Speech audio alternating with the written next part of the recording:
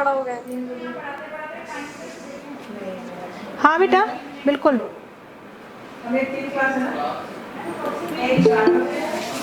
आप जल्दी से ऐड हो जाइए, फिर जिसके बाद हम स्टार्ट करते हैं classes. Okay, now we will start. Okay, देखिए आज हमारा जो रिवीजन का टॉपिक चल रहा था वो था सर्वनाम। ठीक है, सर्वनाम। अब सबसे पहले आता है कि सर्वनाम की परिभाषा क्या होती है।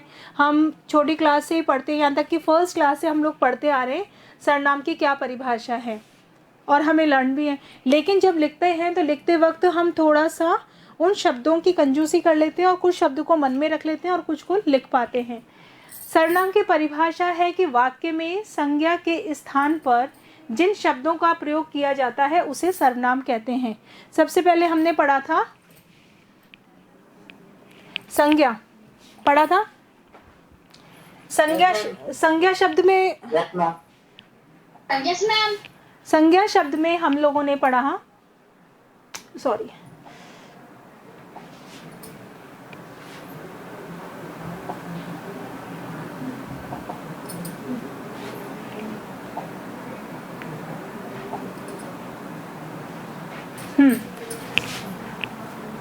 संज्ञा शब्द पढ़ा था। संज्ञा शब्द में हमने ये पढ़ा था कि व्यक्ति किसको कहते हैं, वस्तु के, किसी व्यक्ति, वस्तु, स्थान, जाति के नाम को हम संज्ञा कहते हैं, यही पढ़ा था। फिर कल जो हमने रिवीजन किया था उसमें बताया था व्यक्तियों के नामों में क्या क्या आता है, फिर संज्ञा की परिभाषा। अब जब आज हम पढ़ रहे हैं सर्वनाम, तो सर्वनाम में वाक्यों में संज्ञा के स्थान पर जिन शब्दों का प्रयोग किया जाता है उसे हम सर्वनाम कहते हैं। जैसे आपका नाम ना आकर के, नदियों का नाम ना आके, पर्वत का नाम ना आके, किसी स्थान का नाम ना आकर के उसके स्थान पे मैं, तुम, वह, वे इत्यादि शब्द लग जाते हैं, तो ऐसे शब्द ही क्या कहलाते हैं, हमारे क्या कहलाएंगे, सर्वनाम। ओके, अब है हमारी, ये तो हो गई सर्वनाम की परिभाषा। सर्वनाम की परिभाषा के बाद में हमारा आता है सर्वनाम के भेद। किसी भी चीज़ का वर्गीकरण करना, उसके हिस्से करना, खंड करना, उनको भागों में डिवाइड करना। जैसे एक आटे से बहुत सारी चीज़ें बनती है, ठीक उसी प्रकार से यहाँ पे बताया गया है कि सर्वनाम के भेद। हमारा नेक्स्ट टॉपिक आता है सर्वनाम के भेद। सर्वनाम के मुख्यतः कितने भेद होते हैं, कितने भेद होते हैं सर्वनाम के हमारे 6 भेद होते हैं। लर्न करने का तरीका हमने ये बताया कि लर्न करने का तरीका हम लोगों ने ये बताया था कि जब सर्वनाम शब्द लिखते हो आप और यहाँ डालते हो सर्वनाम के भेद, उसी के साथ में यहाँ पे आप 6 नंबर डाल दिया करो। किससे डालोगे, किससे डालोगे, पेंसिल से मैम। पेंसिल से नहीं डालेंगे हम, क्रेयॉन कलर से, जो कलरफुल कलर होते। किस लिए, कारण क्या है कि जब हम कॉपी में रिवीजन करते हैं और लर्न करने सर्वनाम के भेद, तो यहाँ पर आ जाता है, क्या आ जाता है, आप हाईलाइट होता है क्रेयॉन कलर से 6 नंबर, तो आप फौरन समझ जाते हो कि सर्वनाम के भेद कितने होते हैं, कितने होते हैं, 6। वो इसलिए वो रिकॉर्डिंग हो रही है। फिर है नेक्स्ट आता है हमारा सर्वनाम शब्दों के 6 भेद होते हैं। उसके लिए आप क्या करोगे, नंबर 1 डालेंगे। फर्स्ट नंबर पे कौन सा होता है हमारा, पुरुषवाचक सर्वनाम। हाँ, लर्न करने के लिए दूसरा मैंने आपको ट्रिक क्या दी थी, दूसरी ट्रिक दी थी कि जब भी हम कोई टॉपिक पढ़ते हैं, जब भी हम कोई टॉपिक पढ़ते हैं, उस टॉपिक को पढ़ने के लिए जो आपका शब्द दिया जाता है, जो पॉइंट दिया जाता है, उसके अर्थ को पता होना चाहिए। यहाँ पर आ रहा है हमारा पुरुषवाचक सर्वनाम। पुरुषवाचक सर्वनाम को हम इंग्लिश में क्या बोलते हैं, प्रॉपर नाउन, पर्सनल प्रोनाउन। क्या बोलते हैं, पर्सनल प्रोनाउन।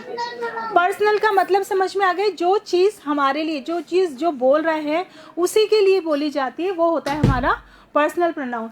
जिस सर्वनाम का प्रयोग किसी पुरुष या स्त्री के लिए होता है तथा जिसमें बोलने वाले, सुनने वाले तथा जिसके संबंध में कुछ कहा जाता है, इन तीनों में से किसी एक पुरुष का बोध कराया जाता है, उसे पुरुषवाचक सर्वनाम कहते हैं। कैसे याद करेंगे, जिस सर्वनाम के प्रयोग किसी पुरुष, किसी स्त्री तथा बोलने वाले, यानी कि जैसे मैं आपको बोल रही हूँ, मैं पुरुषवाचक हूँ, आप सुन रहे हो, आप पुरुषवाचक होते हो, इनके बारे में या जिसके संबंध में कुछ कहा जाता है, हम दोनों मिलकर किसी तीसरे की बात कर रहे हैं, तो ये सारी चीज़ें ही हम किस श्रेणी में आ जाता है, हमारा पुरुषवाचक सर्वनाम के अंतर्गत आते हैं। क्लियर हो गया ये चीज़ अच्छे से? यानी मैं बोल रही हूँ, मैं भी पुरुषवाचक, आप सुन रहे हो, आप भी पुरुषवाचक, और हम दोनों मिलकर किसी तीसरे बच्चे की या टीचर की बात कर रहे हैं या किसी की बात कर रहे हैं, तो वो भी पुरुषवाचक आ जाता है। इसके अंदर का 3 चीज़ें आती है, मैं, तुम, वह, यानी मैं, तुम और वह, यानी थर्ड पर्सन। समझ में आया? इनके 3 भेद बताए गए हैं। किसके 3 भेद बताए गए हैं? पुरुषवाचक के।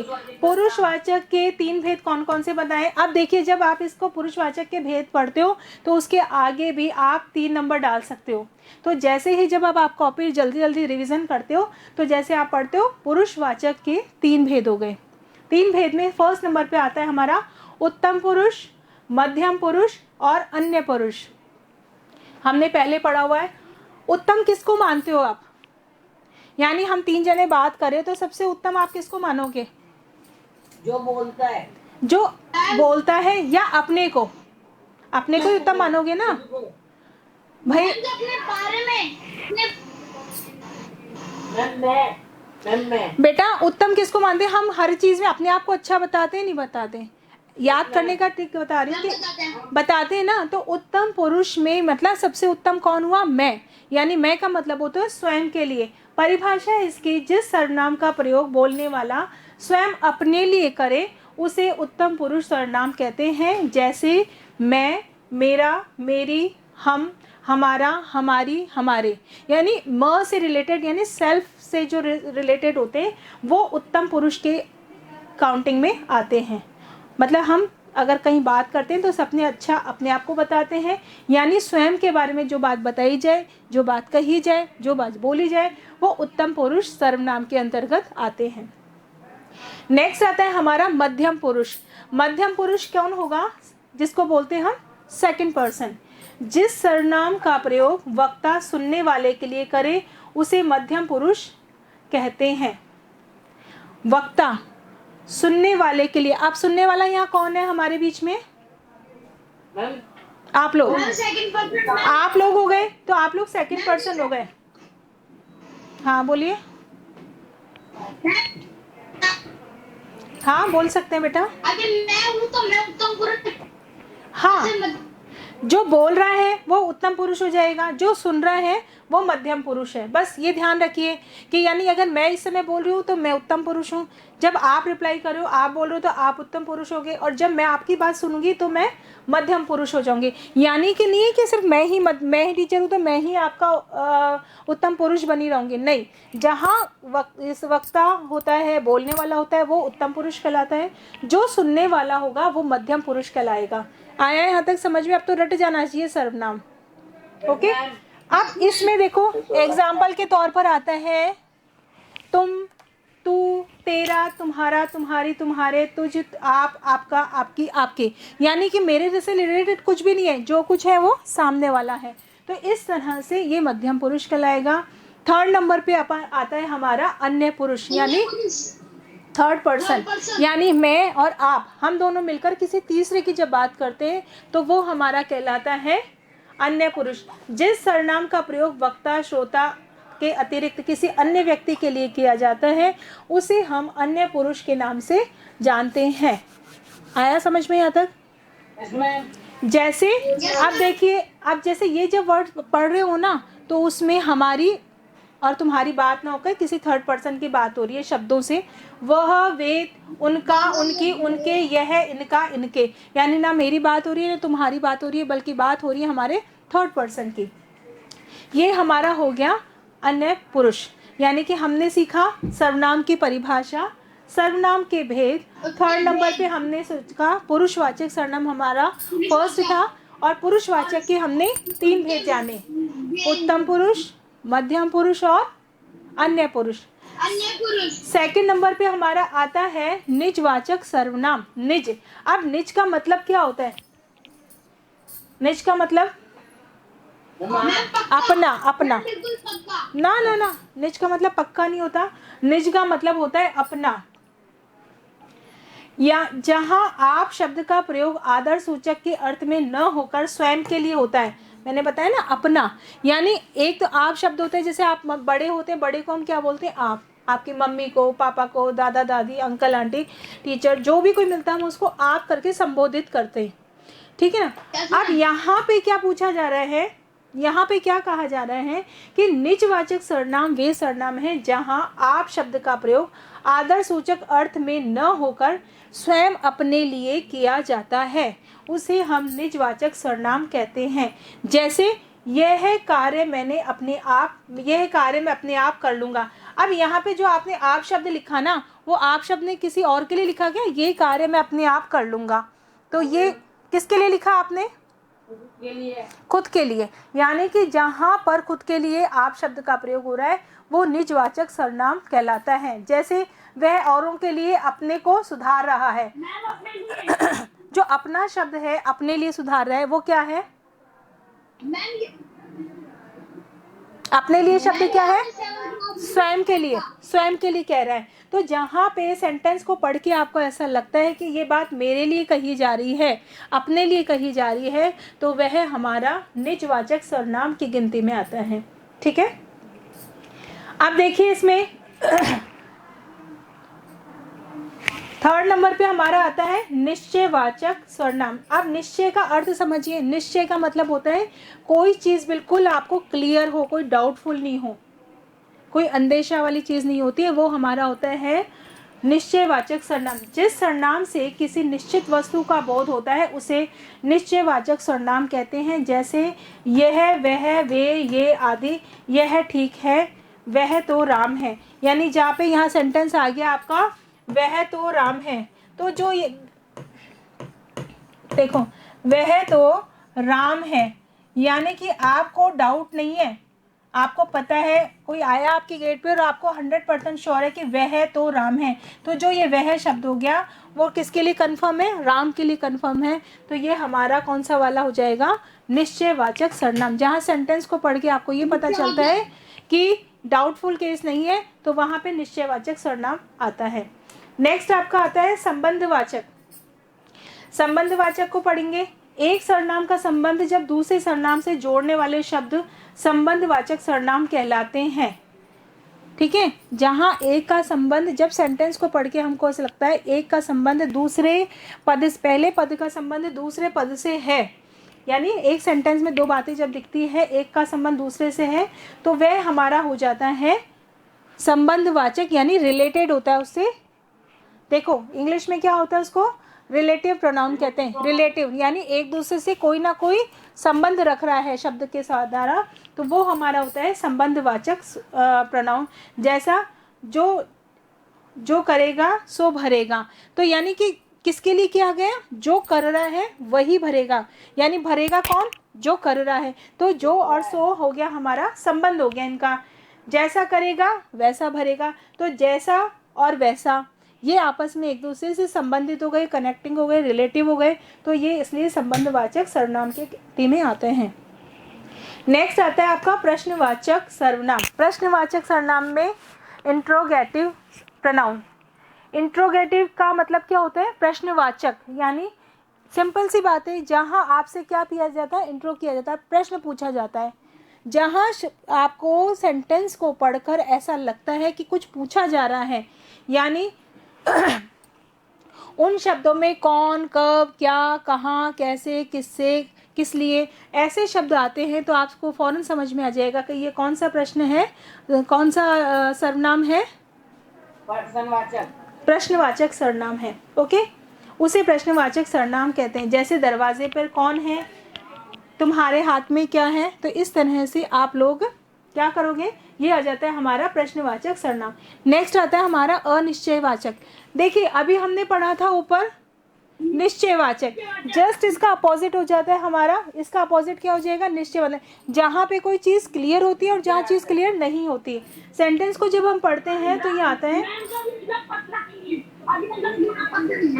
हाँ, जिस सर्वनाम में किसी निश्चित वस्तु का बोध ना हो उसे अनिश्चयवाचक सर्वनाम कहते हैं। जैसे कोई, कुछ, प्राय, सजीव वस्तु के लिए कोई आता है और निर्जीव वस्तु के लिए कुछ आता है। ये चीज़ भी ध्यान रखो, जब कोई सजीव, सजीव तो और निर्जीव तो जानते हो, जिसमें सांस होती है, जो चल सकता है, जो खा पी सकता है, वो सजीव होता है। जो चल फिर नहीं सकता, जैसे ये रूम है, ये निर्जीव है, मैं यहाँ पे सजीव हूँ, बाकी सब निर्जीव है। लिविंग, हाँ। लिविंग तो इसी तरह से जहाँ पर अनिश्चित सर्वनाम के अंतर्गत आता है, अनिश्चित जहाँ पे हमें किसी चीज़ की निश्चितता नहीं होती, अनिश्चित हो, डाउटफुल हो, तो वह हमारा होता है अनिश्चयवाचक सर्वनाम। जिस सर्वनाम से किसी निश्चित वस्तु का बोध ना हो उसे अनिश्चयवाचक सर्वनाम कहते हैं। इसमें देखिए दो शब्द आते हैं, कोई या कुछ। जहाँ पर निर्जीव चीज़ें होती हैं उसके लिए तो क्या शब्द आएगा, जैसे जैसे डिब्बे में कुछ चीनी रखी है, तो डिब्बे में जब कुछ चीनी रखी है तो यहाँ पे कुछ शब्द आए यानी निर्जीव। और सजीव वस्तुओं के लिए कोई, दरवाजे पर कोई है, तो यानी आपको क्लियर नहीं पता कि दरवाजे पे कौन है, तो वो हो जाता है हमारा कोई शब्द सजीव के लिए, तो वो हो जाता है हमारा अनिश्चयवाचक सर्वनाम। समझ में आया यहाँ तक? कोई डाउट है किसी को कुछ? No ma'am. No ma'am. अगर कोई क्वेश्चन बन के आता है तो लिख लोगे? Yes ma'am. ऐसा तो नहीं करोगे कि संज्ञा के भेदों को तो सर्वनाम में डाल दिया और सर्वनाम के भेदों को सर्वनाम में डाल दिया। संज्ञा के 5 भेद होते हैं और सर्वनाम के 6, आपने यहाँ 5 कर दिए कि क्या फर्क पड़ता है? कंफ्यूज मत होना। सर्वनाम में वचन कारक लिंग, इसमें जो वचनों का योग वो बता रहा है कि वचन कारक और लिंग के अनुसार सर्वनामों के जो रूप होते हैं उनका संक्षिप्त वर्णन इस प्रकार है। वचन का तो आपको बता ही दिया, उत्तम, मध्यम, अन्य पुरुष, है ना, मैं, हम, तू, तुम, ये सारे आते। यानी उत्तम पुरुष में मैं और हम आता है, एक वचन के लिए मैं, बहुवचन के लिए हम। मध्यम पुरुष में तू, अगर एक बच्चे से बात की जा रही है तो तू कल नहीं आया, है ना। और अगर बहुवचन जहाँ होता है वहाँ तुम और आप शब्द का प्रयोग किया जाता है। और अन्य पुरुष के अंतर्गत वह, वे और आप आते हैं। ठीक है, आप आदर सूचक सर्वनाम है, इसका प्रयोग मध्यम पुरुष व अन्य पुरुष दोनों में। देखो ये चीज़ भी ध्यान रखना, आप शब्द का जो प्रयोग करते हैं ना, आप शब्द, तो आप शब्द का प्रयोग, आप शब्द का प्रयोग जो हम कर रहे हैं वो मैं मेरे लिए भी कर सकती हूँ और आपके लिए भी कर सकती हूँ। आप शब्द को हमारी भाषा में आदर सूचक चिन्ह माना जाता है। यानी हम चाहते हैं कि आपस में जब हम क्लास में भी बात करते हैं तो आप कह के एक दूसरे से बात करते नहीं करते, है ना। अगर आप करके बात नहीं करते तो इस तरह से कहते हैं कि शायद थोड़ा सा मैनर्स कम है इस व्यक्ति में, तू करके बोल रहा था, तू करना तो अच्छी बात नहीं है। तो इसलिए यहाँ कहा गया है कि आदर सूचक सर्वनाम है, लेकिन इनका प्रयोग मध्यम पुरुष में भी करा जाता है और अन्य पुरुष में भी किया जाता है। यहाँ पर भी आप शब्द का प्रयोग आ रहा है देखो, और यहाँ पर भी आप शब्द का प्रयोग आता है। क्लियर हो गया चैप्टर? Yes ma'am. कोई डाउट कुछ पूछना है या अभी भी कंफ्यूजन है? No ma'am. हाँ, अब बताओ कि मुझे आपको समझ में आ रहा है नहीं आ रहा? मैम आ रहा है समझ में। बच्चों अभी जैसे आप लोगों की जो चलती है ना उसमें क्लिक कर लेना, पिक सेंड करनी है आपको, ठीक है। मैम टीचर क्लास ले रही है और आप पिक सेंड करके सेंड कर लेना। ओके, यहाँ पे देखो कंप्लीट हो गया हमारा चैप्टर। अब जो आपका पेपर कब है आपका? मैम हिंदी का 24 का है। ठीक है, ओके। तो हम लोग 24 तक इसका ये चैप्टर कंप्लीट, उपसर्ग और प्रत्यय रिवीजन हो गए आपके? No ma'am. ठीक है, तो कल हम वही करेंगे।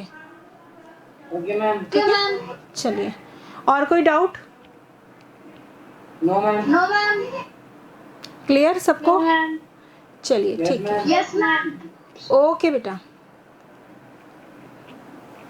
Bye ma'am. बाय बेटा। Bye ma'am.